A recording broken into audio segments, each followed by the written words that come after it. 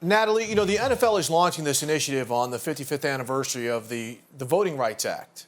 And even the mention, it seems like, of encouraging or educating people to vote or about voting or about issues or whatever, it seems to elicit some type of emotion, like you're trying to push an agenda or something like that. And I am a voter. I mean, how are you making it clear that this is a nonpartisan, but this is a nonpartisan initiative, and this is more to keep you just involved in this democracy?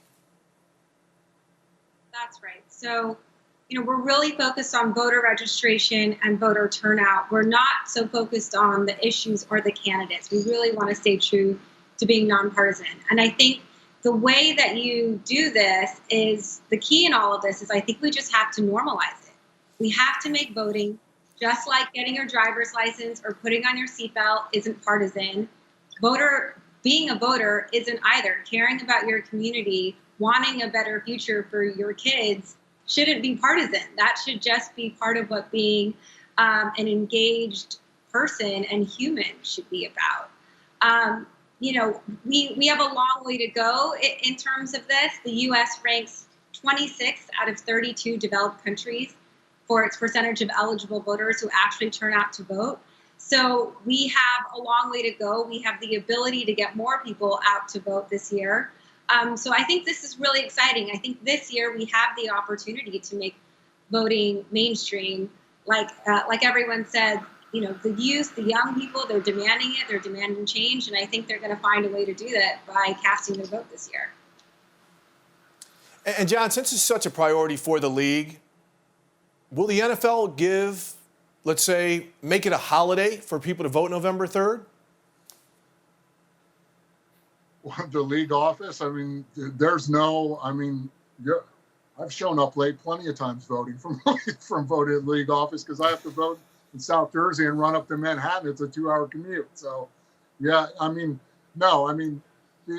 social engagement and all that kind of stuff is obviously, it's on the front burner and everybody's all in on it. So it's not a problem. But I can tell you too, depending on the election cycle, I'll check in and check that box early and say I want to vote by mail so I don't have to worry about it, if something comes up. So they've made it as easy as possible. So it is an important thing you have to do for, to promote, whatever change you really want. And it's about really your voice being heard. And I know we'll go back to what we were talking about before, people feeling that their votes don't count. But the more people that are in this, because when you look at obviously a presidential election, your voter turnout's going to be, 50-60% of the population, and then in the other types of years, you're down in the 30s and 30%. So it's being engaged all the time, because I think, as Natalie said, next year there'll be a local election, and the following year there'll be a gubernatorial election. So you have to keep up on it and keep communicating with the people and just get involved. That's really what it's about. But the first step of it is to get your voice to be heard. You have to register. Hey, Cam, just a little, before I get to a little personal note from me. Okay, I'm 54 years old, so I've seen this country go through a lot. And I was raised by parents who made it clear to me that people died for my right to vote. So it is important to me knowing that to participate in every election. Recently, a great civil rights icon, John Lewis, just passed. Voter rights and the participation, especially of the disenfranchised in this nation, was the cause of his until his dying day. As a young person in a locker room, and I know that Saints locker room is very, very active, when you see someone like John Lewis passes, and there's so much conversation about what he did and where this country can go and his focus on voting, does it add even more emphasis on players getting out, or whomever, people getting out to vote at this time? No doubt. It definitely throws a light on, the good trouble.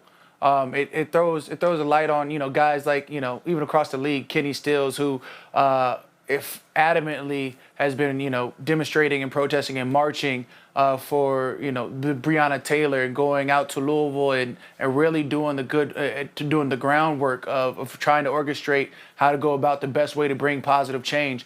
I mean, shout out to Kenny Stills for doing that, and for even being in a position for, a situation, our country being in a situation like, bringing the death of Breonna Taylor, the deaths of George Floyd, the deaths of, Deion Johnson out in Arizona. There's so many different spots that you look at it, and it's like with Senator Lewis passing, you realize this is what he's talking about. This is the plight that we have to deal with. At the same time, this is the time to come together and create a real positive change. And you see guys throughout the league. You see guys on the Saints team. When I have questions myself, I go look towards my own teammates before I even have to look outward. I can text Malcolm Jenkins. I can text Demario Davis. Me and Craig Robertson have open discussions about how best to go about it. And we have teammates where we can then, talk about whether it be Alvin Kamara or Drew Brees or Thomas Morstead, and we can just take our collective and say, hey, this is how we feel, this is how we want to do things. What is the next step for us to come together and create a movement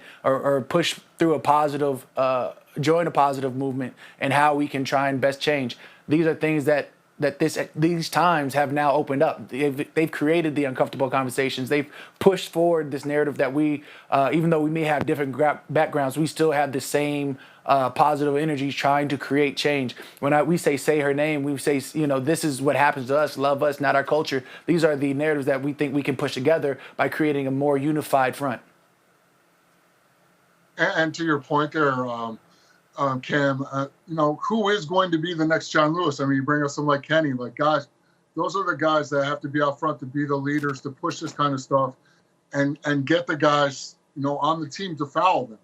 And that's really what it's about. And then to go back to what I was talking about a little bit before, you get so used to, this time and age sitting behind a computer and doing nothing but complaining, and no one's going out and leading. So that's what's great about our players. They're taking that role. They want to be the next John Lewis. They want to be out in the forefront. They want to drive change from that point, and not sit behind a computer screen and complain all the time. All right, well, Natalie, Jon, and Cam, thank you so much for having this important discussion about voter education, voter participation, and voter registration. It's a whole lot of change that people want to make in this country, and the best way to have our voices heard is to vote. Thanks a lot, guys.